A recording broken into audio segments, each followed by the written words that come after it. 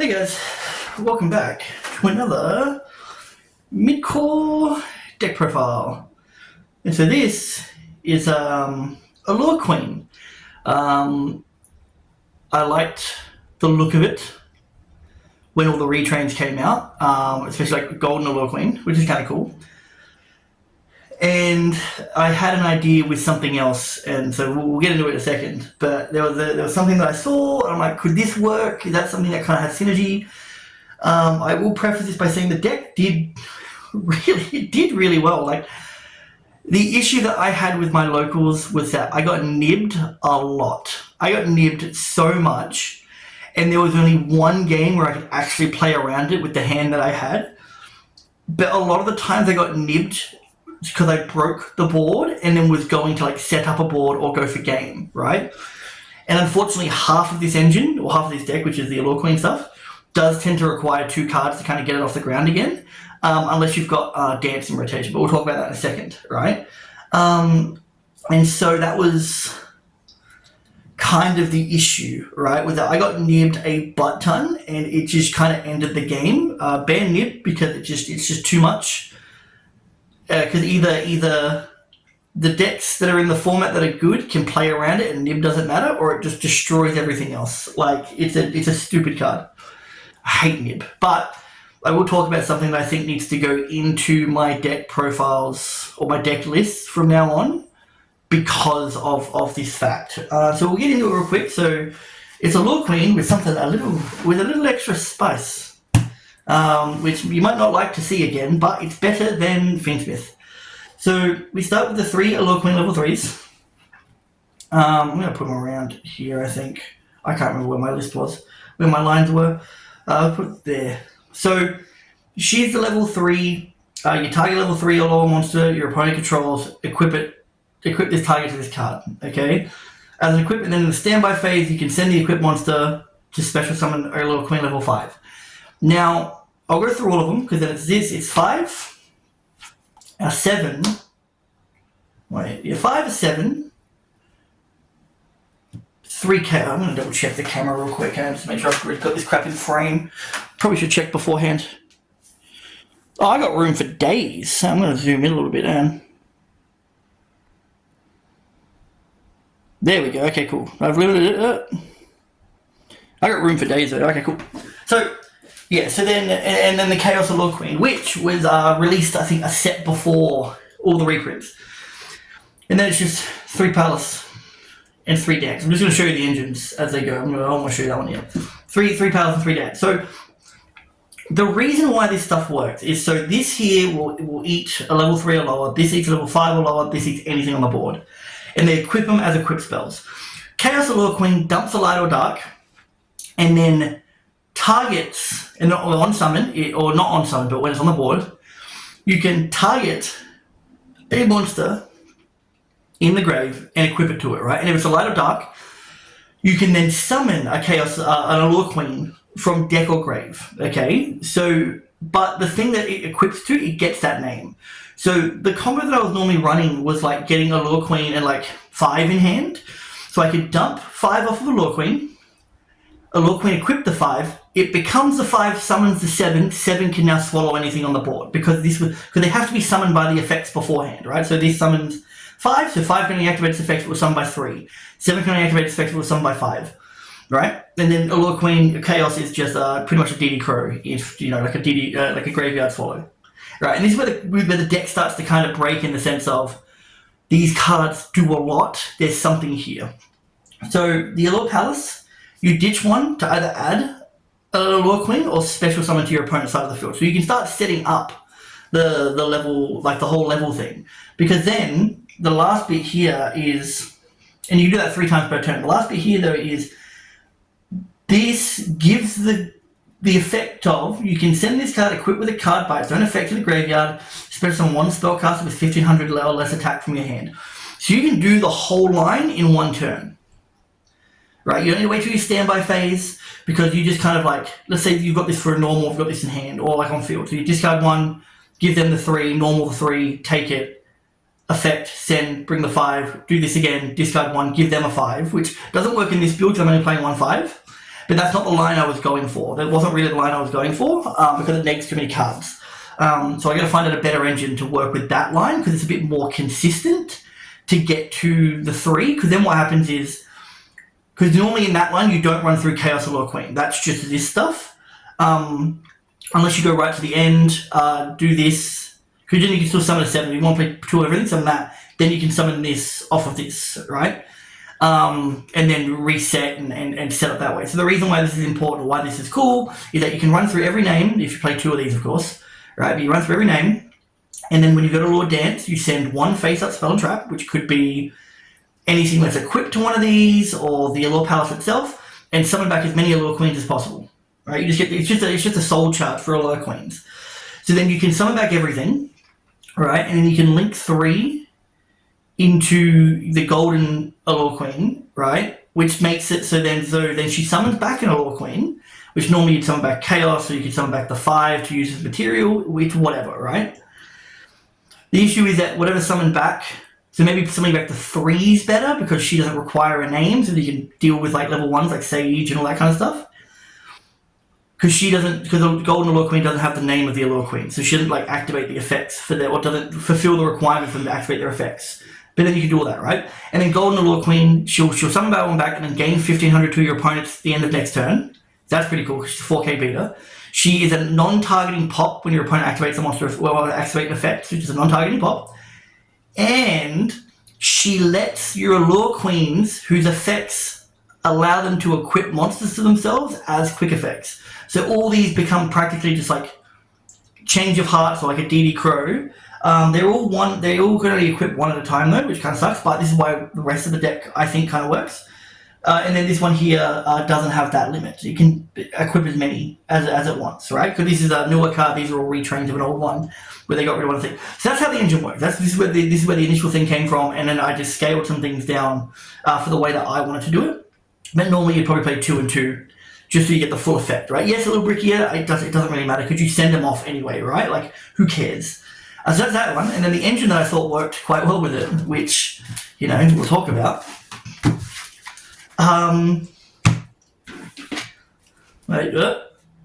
Snake Eye. So this originally had 3 bonfire in it. I built this before the ban list. It had the 1 ash and the 1 poplar, and then because it got like these got unlimited and then bonfire got limited, I changed it to 2 and 2, 1 oak, 1 birch, 1 flamberg, diabell star, and a temple.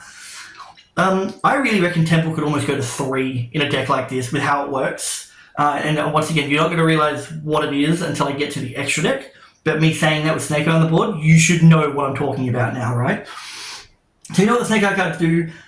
It literally just, because of the Allure Dance and stuff like that, just how many bodies it can produce, it always just kind of comes down to, if you can get Ash to grave, right, you're probably winning if you can get it back to board, right? Get Ash to grave, get it back to board, and you're all chill. If not, you've probably used enough interaction with your opponents that, you know, they're not going to be able to play through either the Allure Queen stuff, which normally, if you do it right, you end on the level 3, or the link 3, IP Masquerena, and a Chaos.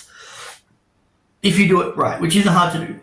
Right, so that's the Snake Eye stuff. I think, like I said, Temple could probably go to 3, maybe even Oak to 2 potentially, because you don't really have to normal summon even with the Allure Queen stuff. That's normally if you want to go that full combo, but if you just go through like Chaos Allure Queen and stuff like that, you can kind of do stuff a little bit simpler and only neg like 2 cards, which if you've got Dance, it's not really a neg because you summon everything back.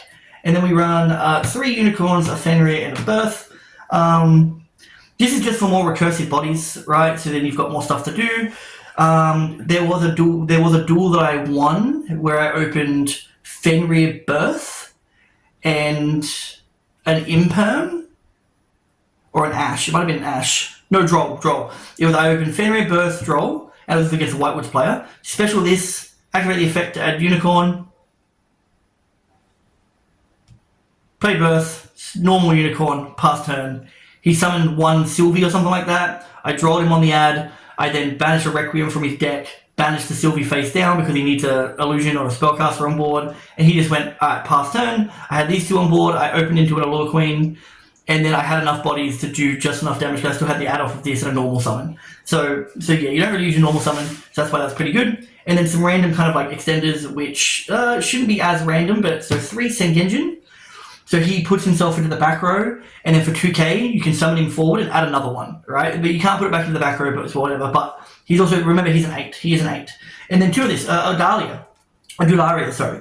So when you've got a face-up card in the spell trap zone, not your field spell, in the spell trap zone, you summon it forward. You can just summon it, right? And then you can get rid of 2 spells, face-up spells and traps, right? Well, not the field spell, face-up spell and traps, to send any level 4 or lower monster from your deck to the graveyard. Just send me level 4 or lower. So that is Snake Eye Ash in my mind. Or in some cases, it's Poplar, because depending on the way that you're going with your lines and stuff like that, because once again, this is a deck that's pretty free-forming. It's not like, you've got one line. It kind of goes a few ways. And then also the spellcaster typing is important. This here could probably be cut entirely. I would rather, I think, a bigger Millennium Engine and not play this because of how resource heavy it is. Like sending 2 from the back row is kind of nuts, right? Because what is that? Your Birth, your Dance, maybe a Sengenjin, a Poplar. It's just not really worth it. But Sengenjin or the Millennium stuff, I would prefer to maybe even play like 3 Wedju and 3 of the Golem or something like that. Like, or maybe even just 1 Wedju and 3 of the Golem, or 2 Wedju, just because Wedju doesn't seem that bad. For once again reasons when we go into the extra. And then hand traps were 3 draw, 3 Ash, and 3 Imperm. So I was playing. Normally I'd like to go higher impact and play stuff like Droplet, but unfortunately because the field spell sends cards, Droplet just felt a bit too hand neggy and not doing enough. So I prefer just to run these 3 for the time being, and Droll just being crazy. Like honestly, just play main Droll. Main Droll. Droll is another reason in a second why I have to do something with these deck profiles. And then some random spell cards. Called by Prosperity, Bonfire because it's at 1. Set rotation. So your field spells are Temple, Palace, and Secret Village. All the Allure Queens are spellcasters. That's an instant win, by the way. If you're ending on like a couple of Swallows and the Pop, IP, and Secret Village, you're not easy. And then Fire Rejection. This is a volcanic card, but it sends any Pyro to the graveyard. And then if you send a volcanic, it does other stuff. But you can send any pyro you want, and then if you don't send a volcanic, it just doesn't do anything else, which means you get Ash to grave, you get Poplar to grave, you get Oak to grave, it doesn't matter. Any of the 4 small ones can get there, and then because a card like Princess exists, you have a way of getting that crap back out, right? Or in cases of like sending Ash, sending Poplar put Ash back, you've got Temple on board or whatever, summing out your opponent's turn, and yeah, so I gotta make sure this is done right so you can get the spice at the end. I'm gonna make sure I'm not in the scene. Yeah, it's whatever, right? I'll figure this out as we go. So extra deck links. Link 1, why not? Anima, because it's a spellcaster. So there are lines where you've got a couple of like let's say you've got Dance, but you've got Stop, you don't have enough cards in hand, but you still got an Ash. You can normal the Ash instead if it gets impermed. Anima becomes your third spellcaster for Golden Allure Queen because it needs 3 spellcasters. So any one Snake Eye level 1 is a spellcaster as well, and then because they're all 5s as well, pretty much any 2 of the bigger ones, if you really need to, can go into a heater and also make a spellcaster. An IP because it's part of the combo, SP because it's part of the following end board, Dark because you have all the Allure Queens are Darks, and Anima is a Dark. You've got heater. Once again, it's a fire. People play Ash.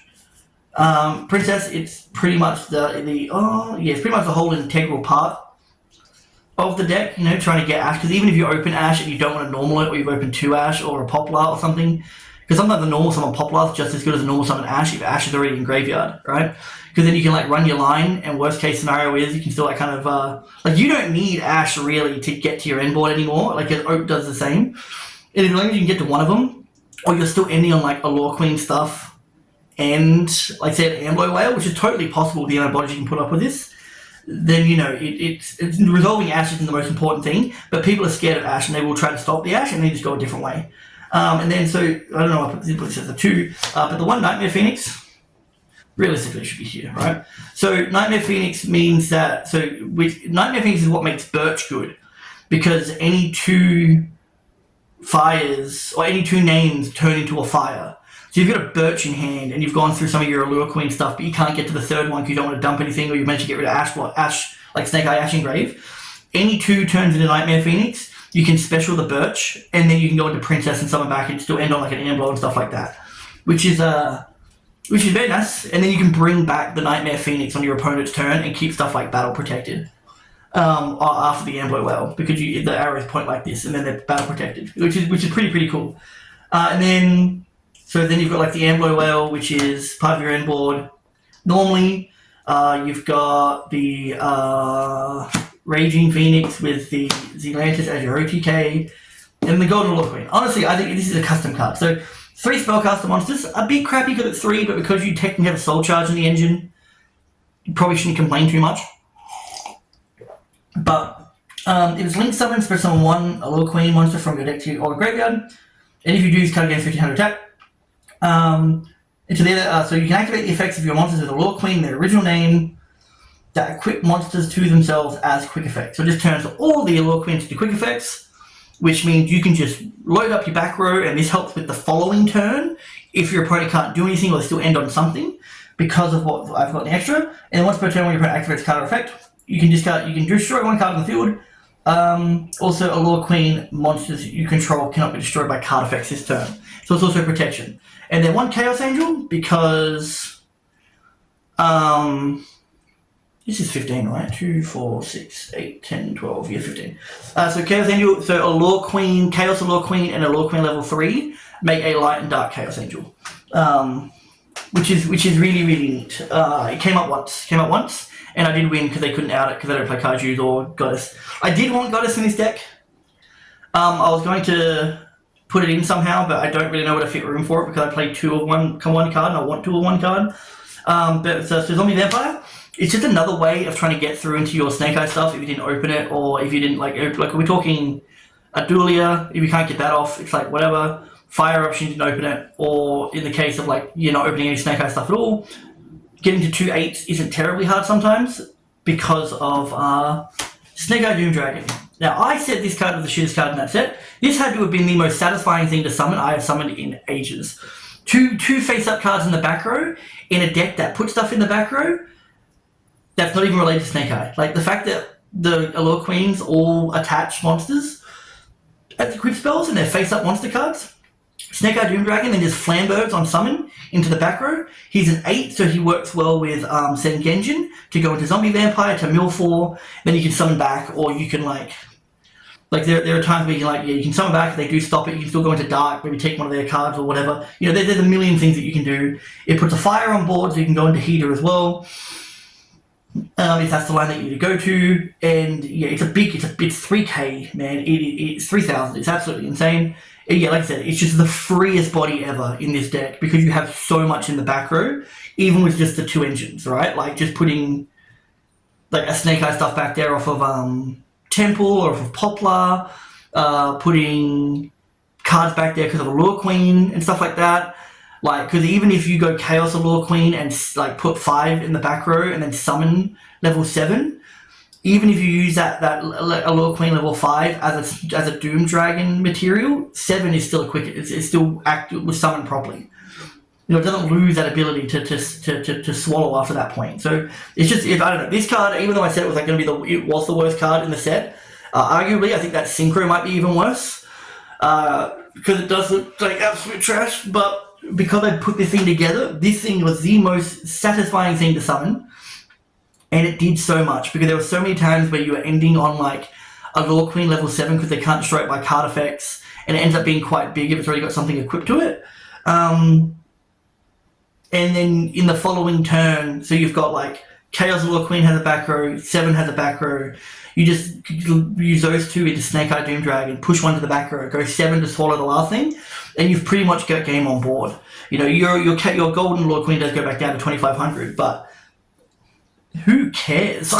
You know, there's so much damage on this board even without having to go through the OTK. I think, like I said, there were times where it's just like Allure Queen Kashtira beat down. There were times where it was like Snake Eye Doom Dragon put stuff into the back row and just beat down with just a bunch of like Allure Queens and the Doom Dragon. There was a couple times with the standard OTK of going through Princess and Salamangreat Raging and stuff like that. Like, so, you know, it was a good little thing. It was a good little thing. I don't think I ever actually pulled off the Snake Eye combo, because anytime that I could, I did get nibbed. There was one game that I think pissed me off to no end, because I was going up against Whitewoods. It was game 3. I scooped game 1 because I drolled him, and he went cross out. Cool draw, and as we know, cross out's out 1, so you open the 1 off in the open. Cool, whatever. Then game 2 was the Fenrir Unicorn. He couldn't get through that because I just got rid of his Requiem, got rid of his Sylvie. He's like, I can't actually play anymore, because then draw as well, so whatever. Then game 3, I full lost him. He ended on 1 synchro and 3 set back row, which was Woes, the Fusion one, and the Bounce one, right? And so I had an Ash Blossom in hand, which I kept for Woes. I knew Woes was going to be a bigger issue to me than him just adding stuff, especially with the full loss, right? Because it's like, how much does he really want to add? How much does he really want to summon? He left me on like 1 draw, I think, with the 1 extra deck summon, with the 1 synchro, because that there keeps his Bounce live.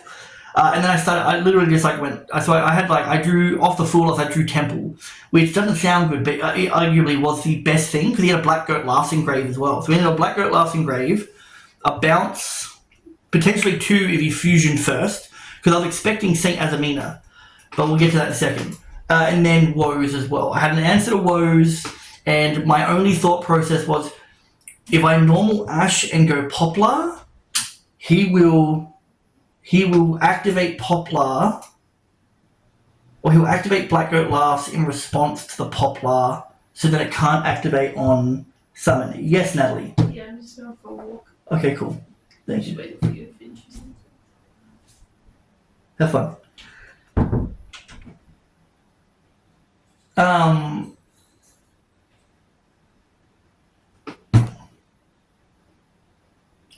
Yeah, so I figured the only thing he'd use Black Goat Laughs on, which stops the effect, would be the Poplar, so that I couldn't get to Temple. So I normaled Ash, added Poplar, unless he had a draw, but his last card in hand was Hallowed Azamina, because he went through Deception. And he had a Witch on field too, he had a Diabellstar on field. And so I went Ash, grabbed Poplar effect, he changed Black Goat on field, it can't activate, it only can't activate on field, so it's activate Engrave. So I went Poplar into Anima, Poplar into the back row, played the Diabell, played the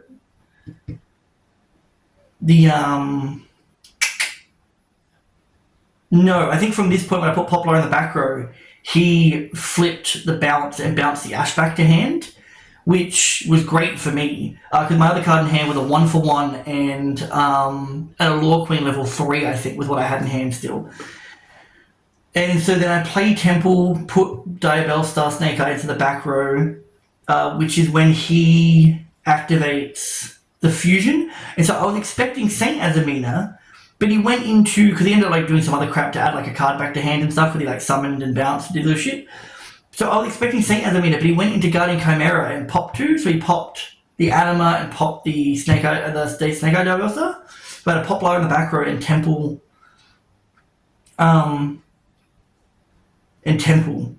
There's a world where maybe, and then he drew 1 off of the Guardian Chimera, so he had 1 Hallowed Azamina in hand and an Unknown, and I went, and I was like, sick, I win here. So I go 1-for-1, send Ash to summon Oak effect, summon back Ash, and he goes Nib. And I was like, so he top decked Nib off of Guardian Chimera, and then he goes, it's a 1 of 2 with a crossout target. And I was like, so he top decked the 1 of the 1 draw from a Guardian Chimera into the board that I've already summoned a whole bunch for, to break his board, to then get nibbed with no cards in hand, or like an Allure Queen level 3 in hand, but I already summoned. And he had nothing but follow-up. Awesome.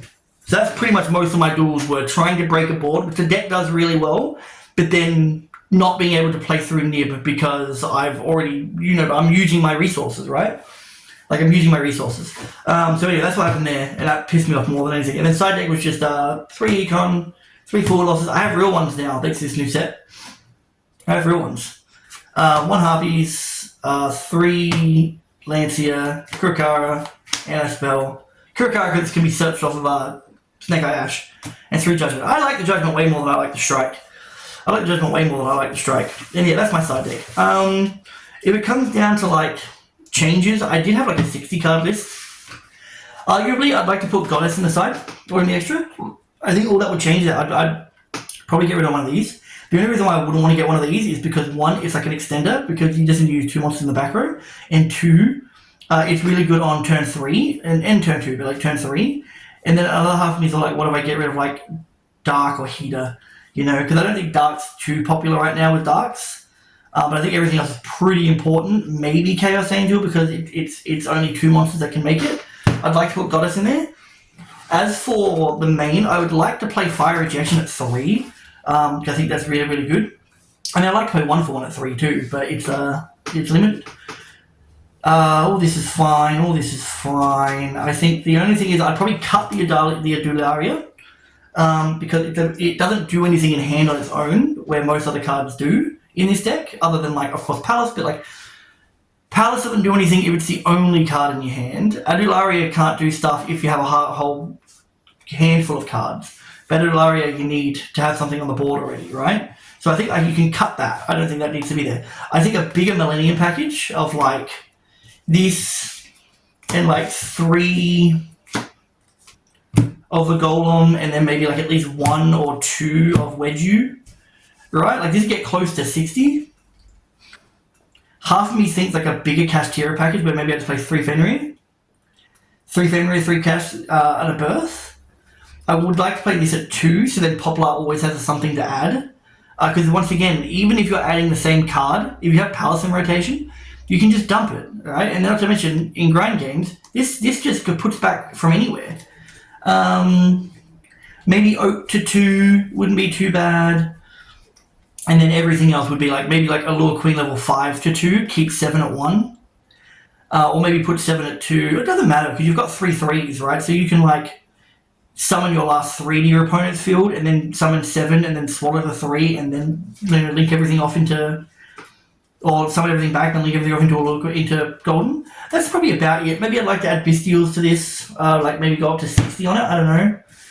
But everything else in that list I think is pretty damn good. Honestly, I don't think it worked bad at all. I think the only issue this deck has is that Chaos Allure Queen needs to dump on Light or Dark. The rest of the Dark's fire. But the deck practically just plays as get Ash to Grave, summon the thing back, you're normally pretty good. If you can't get to that point, the chances of you getting to a Golden Allure Queen and a couple of Swallows with maybe an IP, pretty damn good as well. Like pretty damn high. I don't think there was ever a time, other than being nibbed, that's a whole different fucking issue. But I don't think there was any time where my board didn't have something decently, offensive on it. Whether it was like the Castira stuff, or whether it was like Golden Allure Queen, or Amboy Whale with Princess Engraved and all that kind of stuff. So yeah. I got nipped by the fucking Mass Mech dude too, as I was about to take that game. Which was bull, because I won game 1 because he bricked. And then game 2 he won just because I think it might have been Nib. I think it might have been Nib again. Yeah, but anyway. That's the list. I think it's pretty cool. I like it. I like it a lot. This is probably another one that I might come back to at some point just because of the fact that there's like another list that I'd like to run with it. But there was a friend I was helping with his list, and now I kind of want to play that deck just to see if I'm right. So I'm not just like giving him a list that doesn't work. But anyway, leave your thoughts in the comments. What do you think? Is this too much of a reach to get Snake Eye back? Not that I like Snake Eye, but I really like this card. I really like Doom Dragon. Doom Dragon was really, really cool. But yeah, and I'll see you guys next time. Take it easy.